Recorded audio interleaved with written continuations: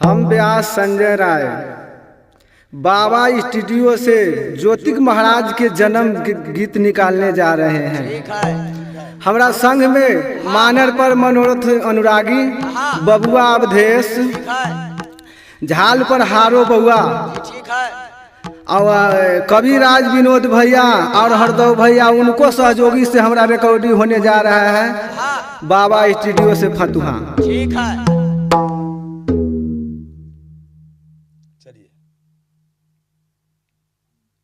तो प्रेम से बोलिए मैया सरस्वती भगवती गणेश दाता के।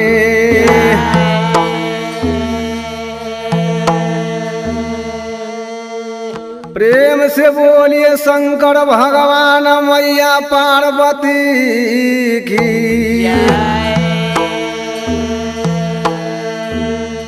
प्रेम से बोलिए ज्योतिक महाराज मैया उदयी तिनकी।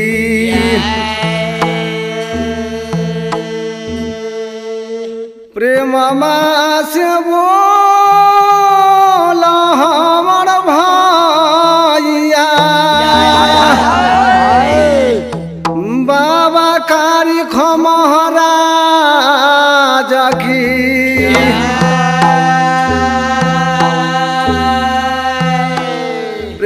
से बोलिए माता पिता गुरुदेव महाराज की।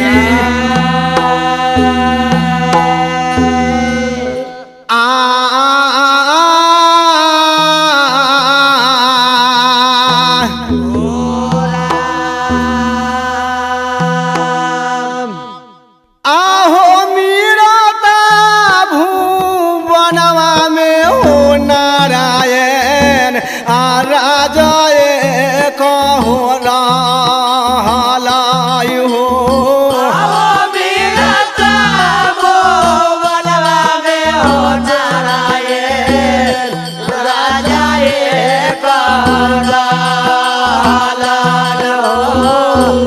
राजा रहलै पर उलियो देता राजा हो।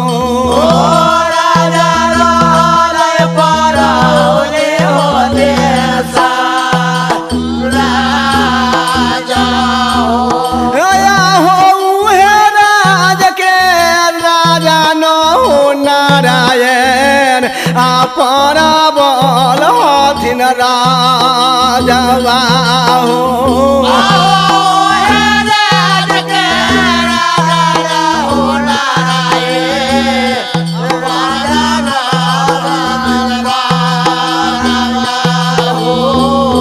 राजा हथिन न परबल हो महाराजा।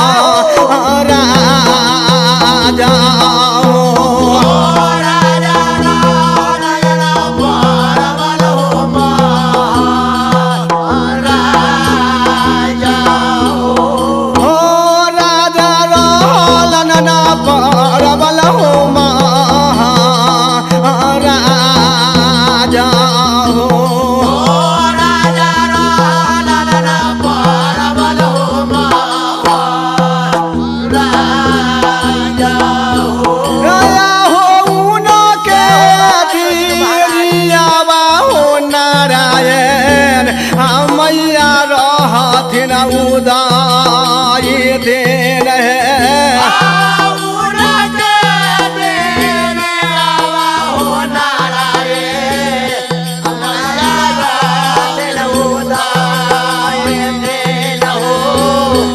उनकर नाम जपैया हो साना सारा हो।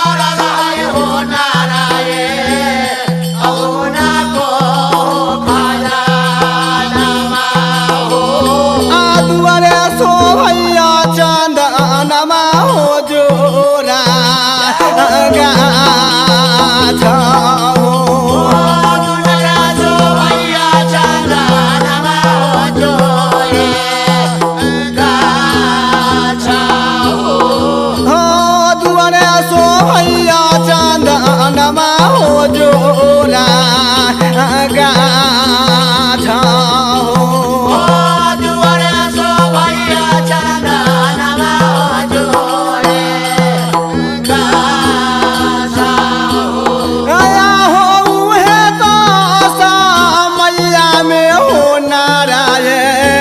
अभी पराए कहो लायो हो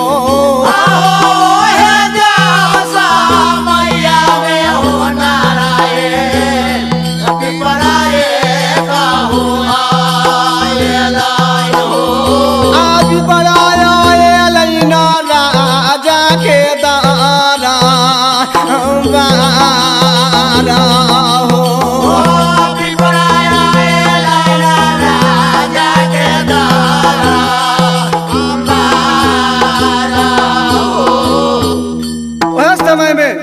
राजा के द्वार पर एगो विप्र ब्राह्मण आ गेल थी। राम नाम करत राजा के द्वार जब पहुँचलथिन तो राम नाम के आवाज राजा परवल सुनलन तो अपना महल से निकलन। महल से निकलन तो नजर पड़े विप्र ब्राह्मण पर। वह समय में राजा परवल की कहतन ब्राह्मण से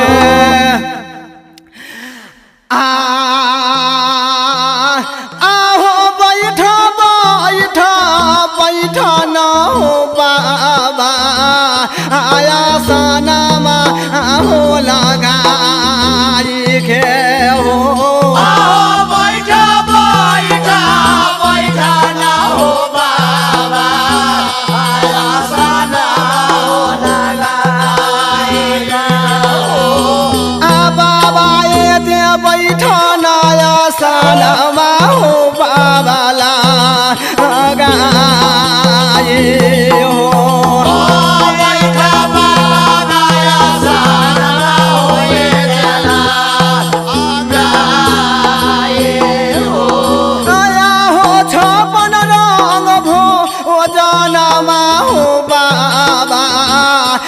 थोड़ा हम कराए वो छपन रंग भोजनवा हो बाबा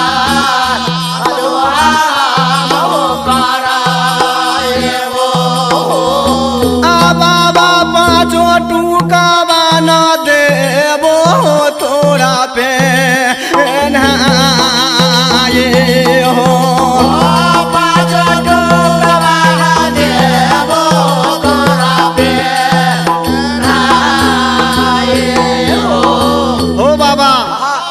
छप्पन रंग के तोरा भोजन करा देबो अब पांचों टूक कपड़ा तोरा पहिरा देबो हो बाबा।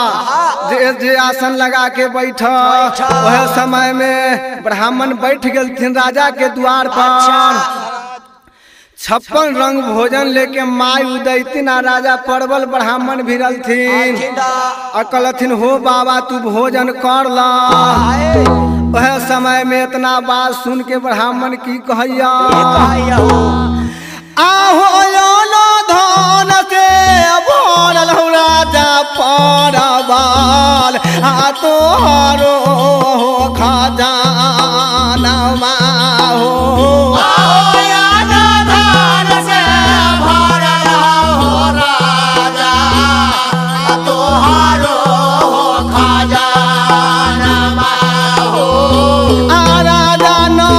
नजर पड़ौन लारे का होगा अदेला हो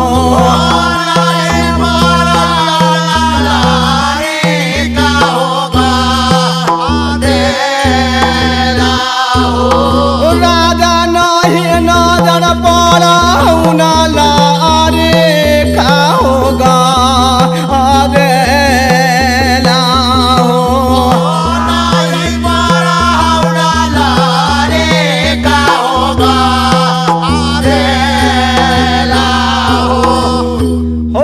परवल अंधन तोरा सब भरल हो। अंधन से खजाना हो बाकी एगो लड़का नजर गदेल न पड़ हो।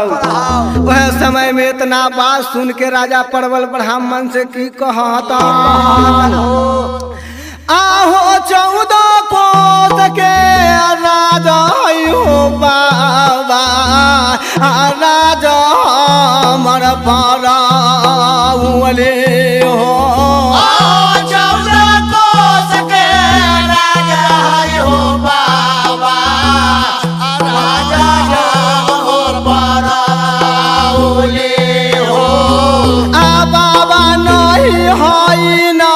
हमारा होए गोसान ताना हो।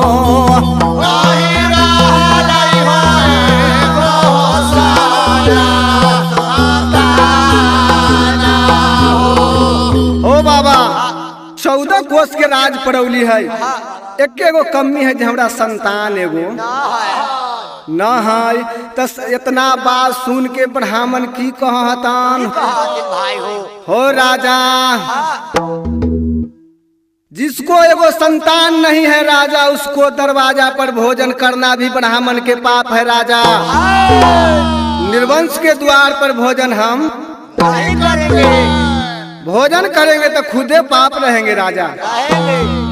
इतना बात सुन के ब्राह्मण चल दिल, दोसर द्वार चल दिलथिन। वह समय में राजा परवल अब की करहतान, आहो ब्राह्मण बोला बोलिया सुनाई छान, मैया मरा उदाई थे ब्राह्मण बोला बोलिया सुनाइया मैया उदाई दे माता ढर ढर ढारई छन नाये नमा हो दोनो आलो राहो। ढर ढर ढारई नमा हो दोनो राहो। आया हो उदय दिन माई के कन नैया से नारायण कैला पर्वत डोला लायो हो।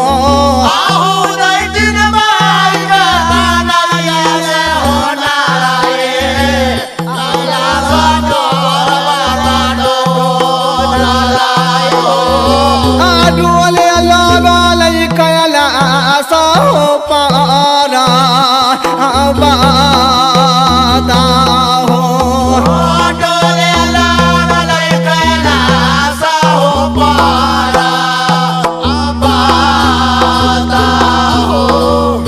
उदय दिन माई के कन्नाई से राजा परवल के कन्नाई से कैलाश पर्वत डोल गए।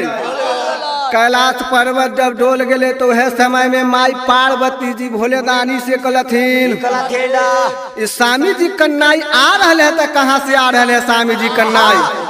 ई कन्नाई तो कोई मनुष्य के है, दानी के महादानी है स्वामी जी, सबके भोजन दे वाला, कोई के भूखल की छोड़ दे लू।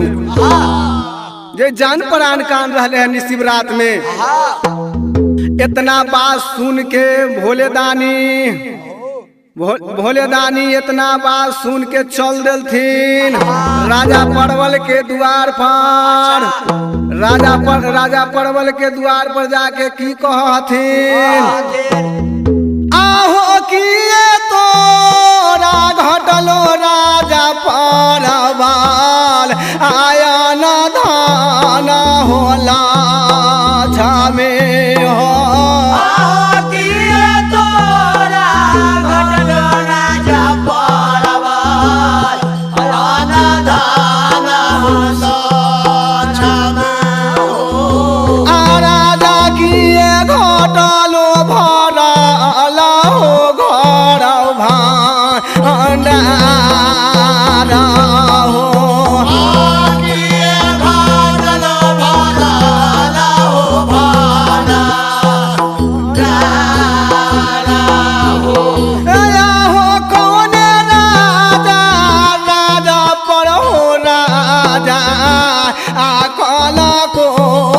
चढ़ाइया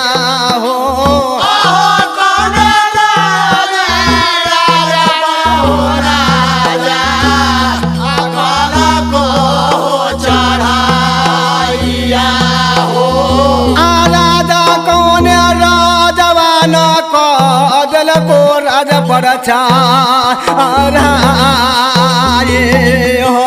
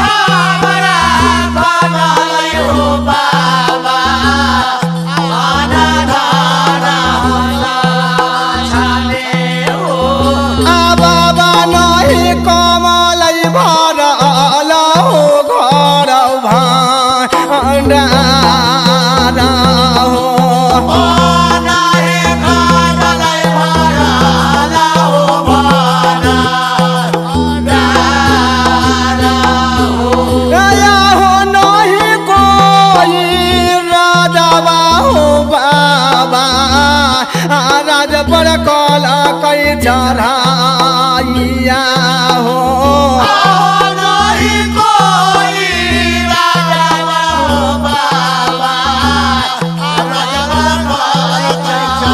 चढ़ाइया हो बाबा न अंधन सोना कमले न भरल घर भंडार कम गेले न कोई राजा हमरा राज पर चढ़ाई कलकाय न कोई राजा हमरा राज पर चढ़ाई कलकाय आहो के गो बालकवा बेगर बाबा हो आ बड़ा मन घोरे हो गेला हो आहो के गो बालकवा बेगर बाबा बड़ा मन घोरे हो गेला हो आ बाबा घूरी गेलै ना दोस्तार दो वारा हो घोड़े गेला दोस्तार दो वारा हो बाबा एगो बालक बेगर हमरा दरवाजा पर ब्राह्मण भोजन न कल के दोसर द्वार ब्राह्मण चल गेलै ई धन अन धन रह के हमरा की करते हो बाबा इतना बात जब सुनलथिन भोले दानी तो राजा परवल से की कहथिन आहो गंगा देनी हैया राजा परवल आसो रोजा गोरा हो लागिया हो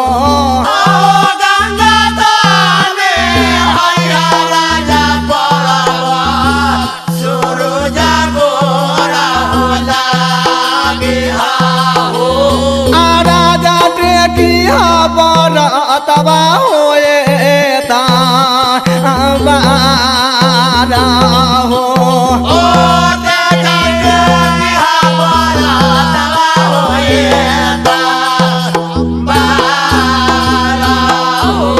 हो राजा गंगा निहा सूरज गोर लाग अब बरत एतबार टेका राजा अब विष्णु पर ध्यान धर मनकामना पूरा हो जातो मनकामना तोरा पूरा हो जातो हो राजा ओहे समय में भोले दानी हुआ उज्जा से निपाता हो गेलन अम्माई उदैती ना राजा परबल वही दिन से नित दिन गंगा स्नान करे लगलन भोले दानी जब कैलाश पर्वत आ गेलन तो ओहे समय में जाके माई पार्वती जी भोले दानी जी से की कहथे हो स्वामीनाथ मृता भुवन गेल स्वामी तक स्वामी जी की देखल तो भोले दानी कहलथिन हे गौरा मृता भुवन ऐसा कोई भुवन न है गौरा डेगे डेग माया है गौरा मृता भुवन में जे मृता भुवन ऐसा भुवन न है गौरा कितना बात सुन के माई पार्वती जी भोले दानी से की कहलन आहो तीनों लोक घूमाएला हो सामे घूमाले 14 भुवनवा घूमाले 14 भुवनवा नाही हो सामी देखली मेरा भुवन हो राम काहे देखले सामे मेरा भुवन हो आहो चला चला चला हो सामे मेरा आता हो भुवनमा आहो मेरा हो भुवनवा घूमे हो चला सामी मेरा आता भुवन ना छोरे हो चला सामे मेरा भुवन हो आहे मेरा ता भुवनमा में गौरा डेगे डेगे हे माया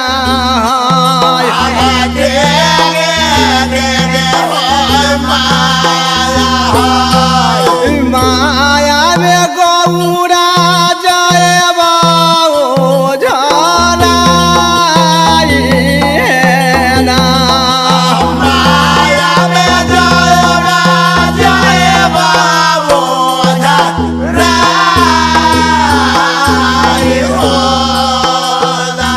हो स्वामी जी कितो समझब कितो बुझेब बाकी मृता भुवन चलबे करबो 3 भुवन घुमैला स्वामी घुरा देला 14 भुवन मृता भुवन न देखली हा जे मृता भुवन घूमेला चल वह समय में माई पार्वती जी के बात भोले दानी के उस समय में माने पड़लन तब माई पार्वती जी या भोले दानी जी मृता भुवन घूरेला चल देलथिन मृता भुवन जब हम घूरे लगलथिन माई पार्वती जी या भोले दानी ता भरमन करैत करैत जब उनका प्यास लग गई बड़ा जोर माई पार्वती जी के तो वह समय में माई पार्वती जी भोले दानी जी से कहथिन हो स्वामी जी बड़ा जोर प्यास लग गई जो पानी पीती है स्वामी जी कहथिन हे गौरा हे गंगा जी हथिन नीचे चला पानी पी लो वह समय में जाके माई पार्वती जी अब भोले दानी दोनों ले आ उतरलन गंगा घाट पर जब पानी की पिया हतन माई पार्वती जी के वह माटी के मूर्ति पर नजर पड़ गलन तब पानी कौन पिया हतन वह समय में जाके माई पार्वती जी भोले दानी से की कहलन आहो माटी के मूर्तवा में हो स्वामी जी आके ताई हो सुरातिया हो माटी के मूर्तिया में हो सामीनाथ के ताई हो सुरातिया हो आसामी दे दाना मुरातिया में जाना पाराना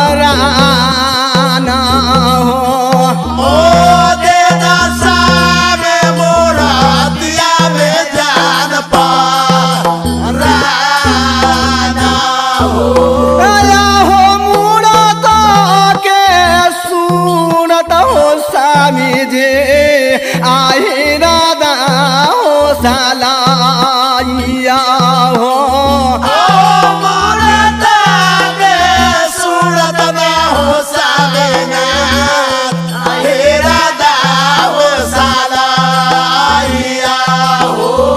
आसामी दे दाना मूरतिया में जान पाराना हो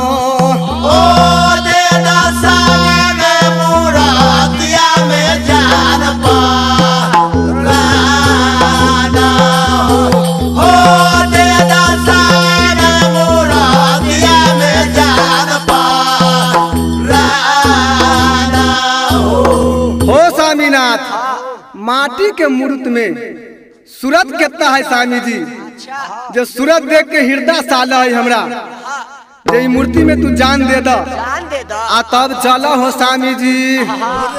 कहलथिन हे गौरा नित दिन गाय चढ़बहबा भोई चढ़बहबा ई मूर्ति बनब है आ दिन भर खेल है आ सांझ के मूर्ति तोड़ के अपन अपन घर जा है घर जा है जे तू कोथी माया में ओझरायल है। ओझराला कहलथिन न हो स्वामी जी मूर्ति में जान न देव तालू न जाबो न जबो।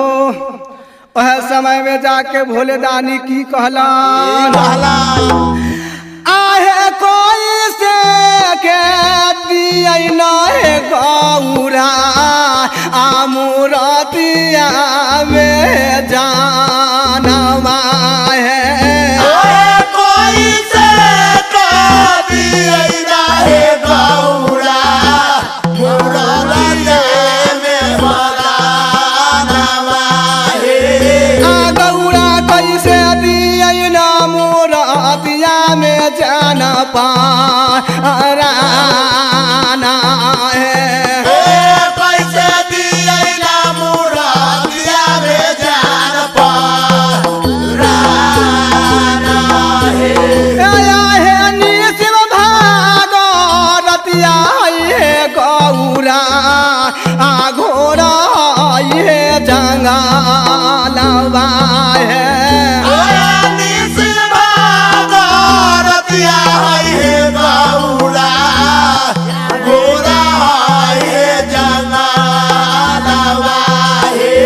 आया है जंगल में रोथिन है गौरा आ बाघवा है सयानवा है।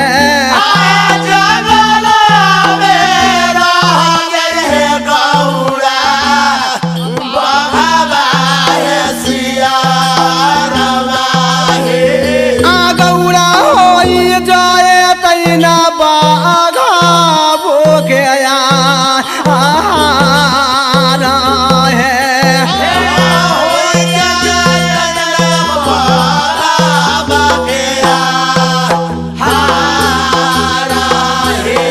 आया है क्रोध नया पाराधवा है गौरा आ हमारा के पारादाई है।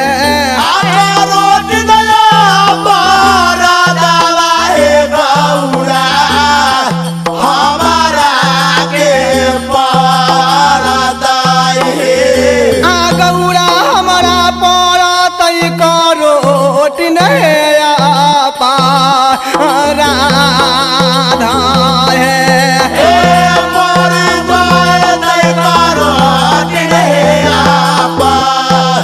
राधा है। हे गौरा ई मूर्ति में हम जान कैसे दिए? ई आधा रात है घोर जंगल है आ जंगल में बाघ सियार रहथिन जखनी जान दे देबै बाघ के आहार हो जतै। हमरा है गौरा करोटिन अपराध चढ़ जता तो वह समय में इतना बात सुन गेलथिन माई पार्वती जी। कहलथिन हो स्वामी जी तालू मूर्ति में जान न देव तालू हम नहीं जाबो जाबो कैलाशपुरी पर्वत पर न जाबो। आहो तालू लाना देव स्वामी जे आमोरा देवे पाराना हो।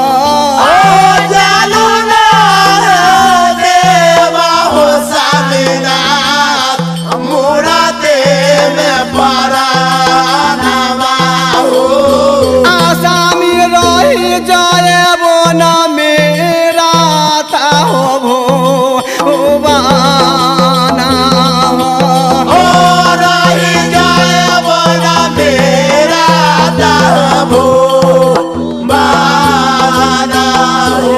आया हो नहीं हम जाए वो स्वामी जे आ कैलाश पर बातवा हो।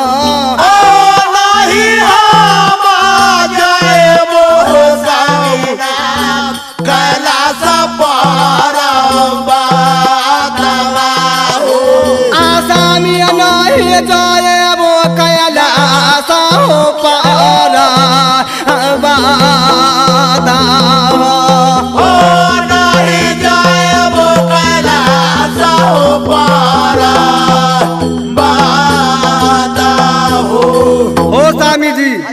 मूर्ति में तालू जान न देव तो कैलाश पर्वत स्वामी जी न जबो मृता भुवन में रह जबो। वह समय में जब उस समय में भोले दानी के भी माई पार्वती के बात माने पड़ैया। जरूर माने के हो। हे गौरा ई मूर्ति में अखनी जान न पड़ता। सूरज भगवान उदय लेथिन गौरा।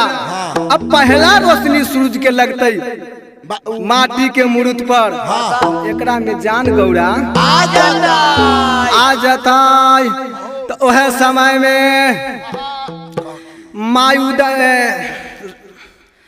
वह समय में जाके सूरज उदय लेथिन उनका में जान जब आ गए तो वह समय में जाके माई पार्वती जी कहथिन भोले दानी से हो स्वामी जी जान जब दे दिल हुई लड़का के तो पोसे पाले के जोगाड़ क के चला।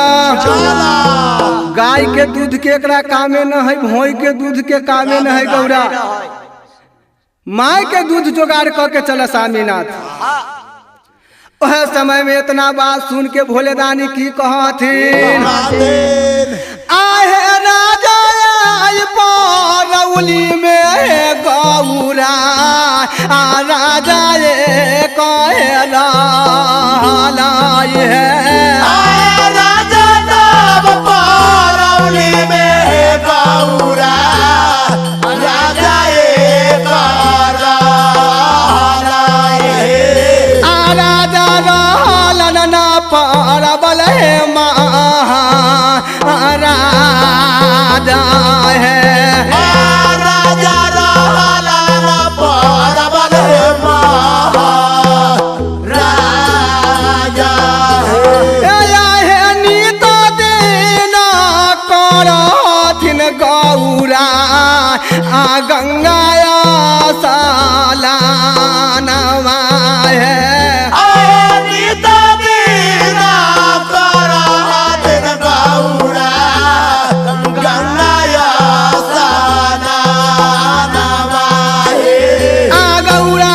दिन करथिन गंगा में आसा है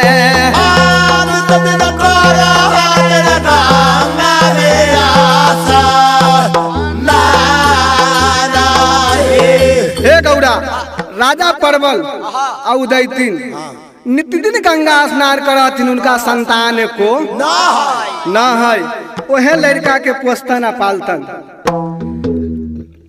वह समय में जाके राजा पर परवल माई उदैतीन की करहता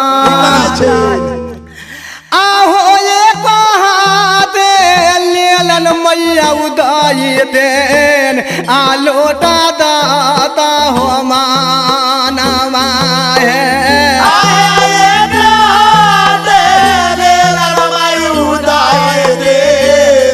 लोटा दाता माता दूसर हाथा लहंगा लेलन पाटोरा है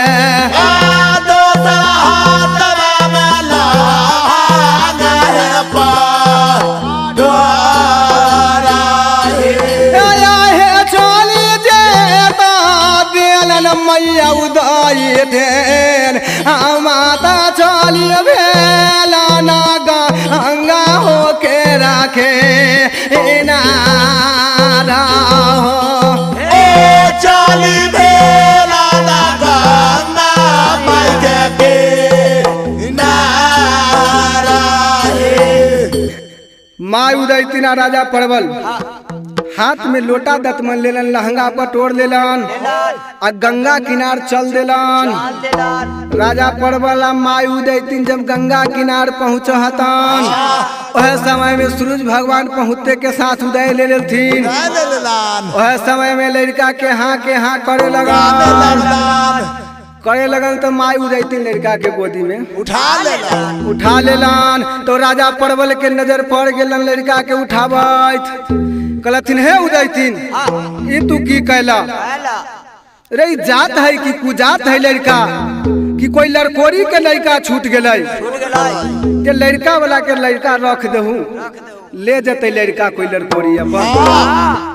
हमरा जब विष्णु लड़का न दिलक हा तो दोसर के लड़का से उदैतिन तर न जाम जे लड़का वाला के लड़का रख देहू कहलथिन ना हो स्वामीनाथ सत के लड़का हमरा दिलन है दीनानाथ दीनानाथ ये सत के लड़का दिल है वह समय में कहलथिन राजा परवल हे गौड़ा तू कहाँ से एकरा दूध पिएबा सत के लड़का दिल थू तो ऐसे कैसे मान जब सत के लड़का वह समय में जाके माई उदयतिन की करहतान आहे गंगा तानी हयलन मैया उदयतिन सोरो जागो हो रहे लागलान है गंगा ताने हयलन मैया उदयतिन सोरो जागो माता धारी लेलन ना गोसाइया पर मैया दे आना है धारी लेलन गोसाइया पर मैया दे आना है हो सोतो के लारी का होती नानाथ हमारा के तू दे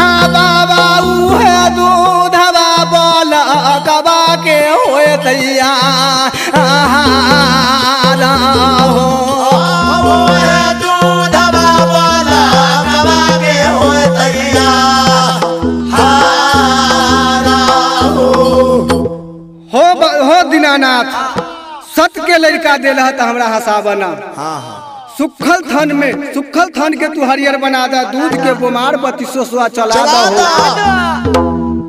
जे हमरा लड़का के आहार हो जात। इतना बात जब दीनानाथ विष्णु भगवान सुनलथिन तब माई उदयतिन के इतना न दूध दिलथिन जे जार बुखार आ गेलै माता धरती में मुरझा के गिर गेलथिन। वह समय में राजा परवल की करहतान आहो सोतो के लारी कावा हो दीनानाथ हमारा के हो देला हो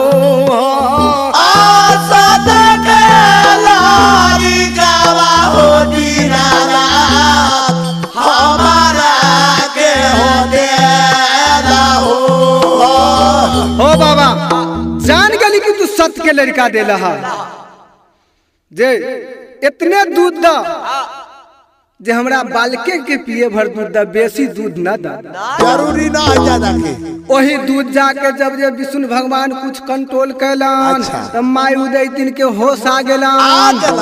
जब माई उदयतिन के होश आलन तो राजा परवल लड़का के उठा के दिलथिन माई उदयतिन के गोद में।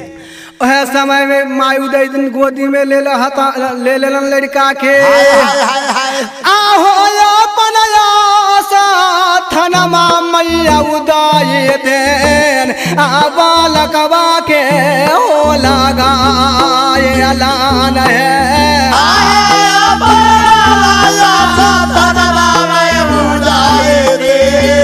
बालकवा के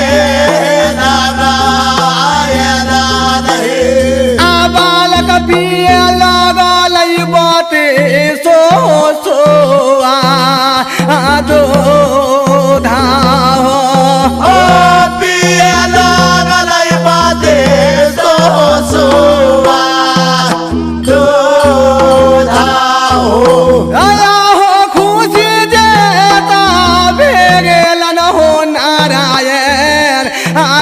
खुशी भेल ना गोसाइया हो देना अनाथ खुशी भेल गोसाइया हो देना नाथ हो खुशी भेल गोसाइया हो देना नाथ हो। दीनानाथ खुश हो गलथिन, विष्णु भगवान खुश हो गलथिन जखनी बत्सोसवा दूध पिए लगलथिन त ओहे समय में राजा परवल माय उदैतीन चल देलन अपना द्वार आहो धयले जाय डगरिया राजा परवल चली जावा हो देलाथिन हो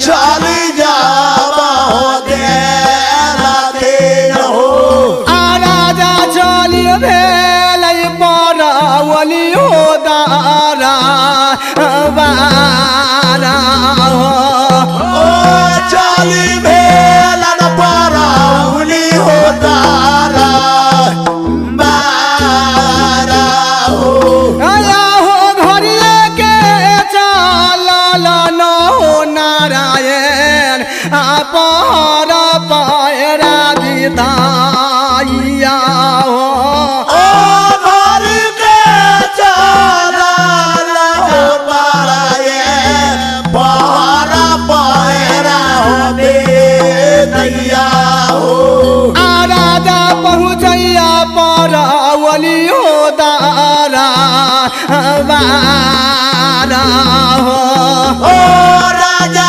पहुँचैया परौली हो दारा बारा हो आया हो जाए जाए भेल हो नारायण परौली दे सा हो राजवा हो जय जय भेल हो नारायण परौली देसा हो राजवा हो जय जय भेल परौली हो देसा राजा हो जय जय भेल परौली हो देसा राजा हो जय जय परौली में भेल है एकदम जय झाल करताल खूब बज रहल है, जनता जलंधर खूब खुश में हतान मानरो बज रहला हाँ वह समय में राजा परवल की कहा हतना की कहै छै आहो कहा गेला किए न हो गांगो आ गांगो ठाकुर जमा हो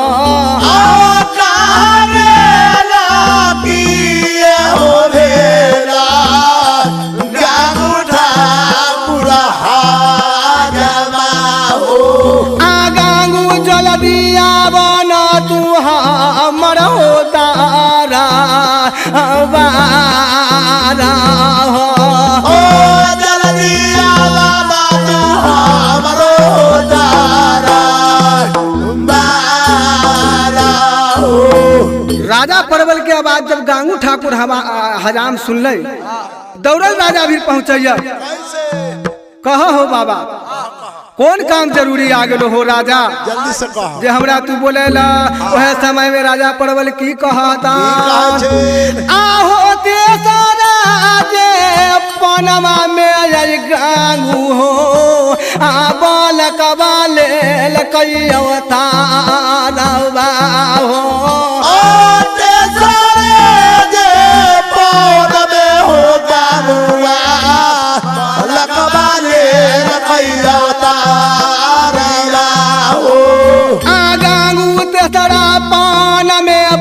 कबाल कैया हो तारा हो तेसर पौन में बाल कबाल कैया हो तारा हो या हो चलो दी से लावे नाय गांगू हो आबी पर के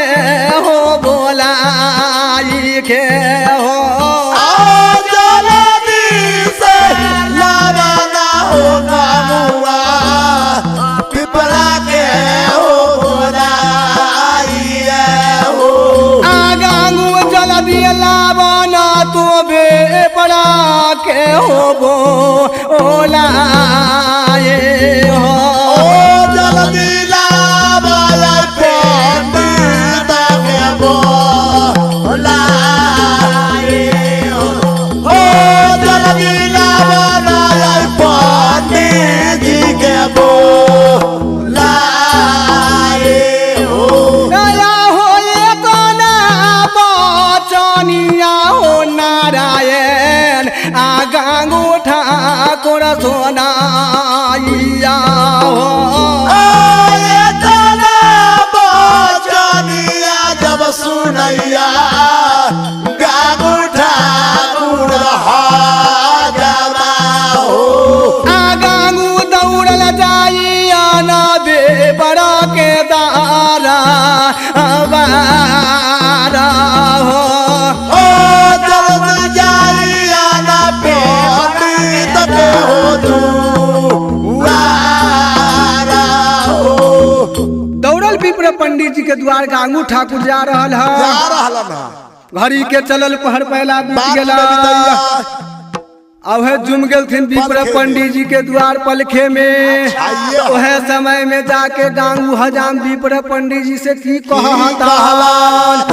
आहो चलो चलो चलो ना हो बाबा राजा दराय बारवा हो चलो जैसे चलना हो बाबा राजा का दारा हो बाबा हो बाबा जल्दी चलो ना तू राजा के दारा बारा हो जल्दी चलना राजा के दारा बारा हो दया हो ये कोना बचनिया हो नारायण आबर हमन जा अब सोनाइया हो ये तना बचनिया हो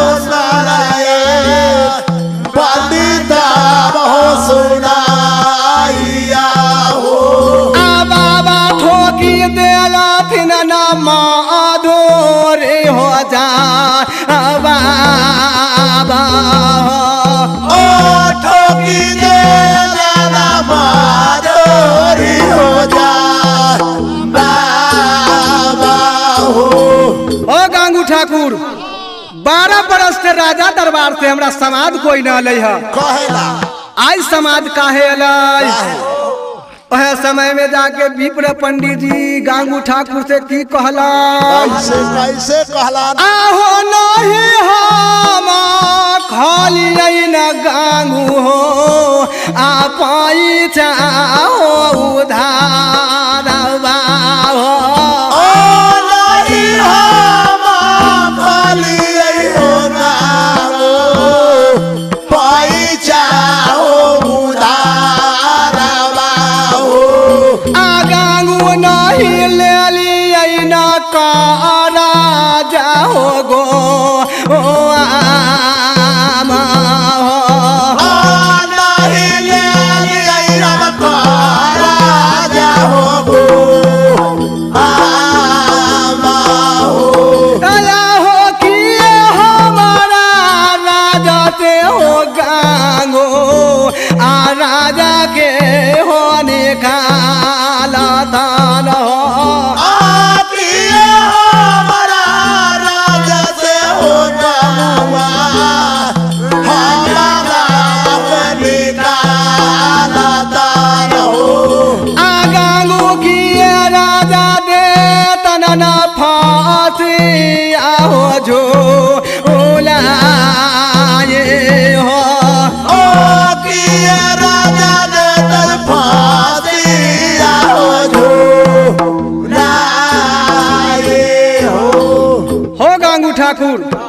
न राजा से कर्जा गुआम ले लिए कि राजा हमरा राज से निकाल देता, कि राजा हमरा फांसी पर चढ़ा देती।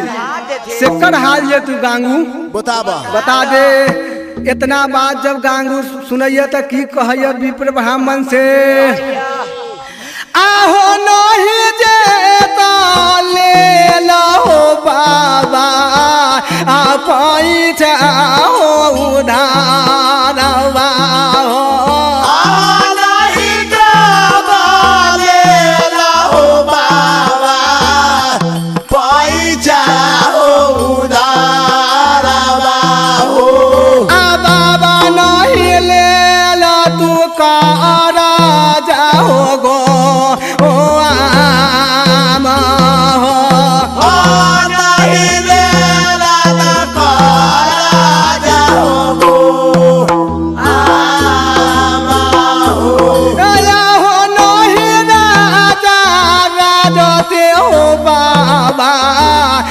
तोरा न हो निकालता न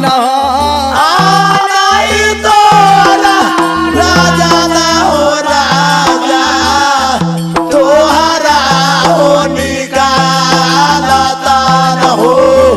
नहीं राजा दे तन न फांसी आहो जो उलाए हो।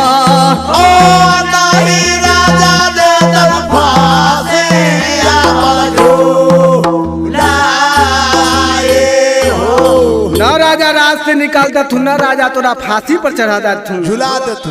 तेसरा पन में राजा के दरवाजा पर बालक अवतार ले ले राजा के जे विप्र पंडित जी पोथी पत्रा ले चल तीनों खंड पोथी पत्रा विप्र ब्राह्मण ले लेना बड़ा खुश हो गेलन। अब पोथी पत्रा लेके गांग उठा पूरा विप्र ब्राह्मण चल देलथिन। अच्छा आहो धयले गैया हो नारायण आ गंगुआ चला जाइया हो। बोलिया हो नारायण गंगुआ चला जाइया हो। अभी बड़ा चल जाई छाना राजा के दारा हमारा हो। पिपरा जाइया राजा के दारा मारा हो।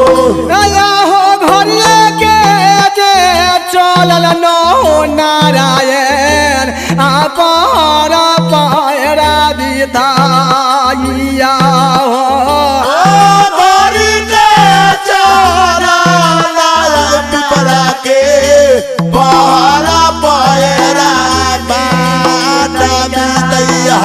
आपल खेचू मैया ना राजा के दारा हमारा हो। पल खेचू राजा के दारा मारा हो। राजा परवल के द्वार ब्राह्मण पहुंच गए थे। वह समय में राजा परवल निकलन आ की कहथन ब्राह्मण से, आहो गोरा तोरा लागियो बाबा आ पैया तोरा हो भारियो। गोरा तोरा लागियो बाबा पैया तोरा भारियो। बाबा तोरा करियो ना डांडा पारा नाम हो। तोरा करियो ना डांडा हो पारा नाम हो। बाबा पोथी पत्रा खोला अब बउआ के राशि फल देखा। वह समय में विप्र पंडित जी पोथी पर पलटा उल्टे लगलन। तो एक गढ़ गोचर न रहिया कोई में ना वह समय में कहलथिन हो राजा तोरा बालक पर एगो गढ़ न हो बड़ा अंशिक जन्म ले ले हो तोहर बालक। तू तरला त तरला हो राजा, राज परौली तर गेलो ई बालक से। तार दे धूल वह समय में जाके की कलथिन हो बाबा, तर त गेवे कैली बाकी तनी हमरा लड़का के नाम ठेकाना बता दो हो बाबा, जे की नाम रखबे बउआ के।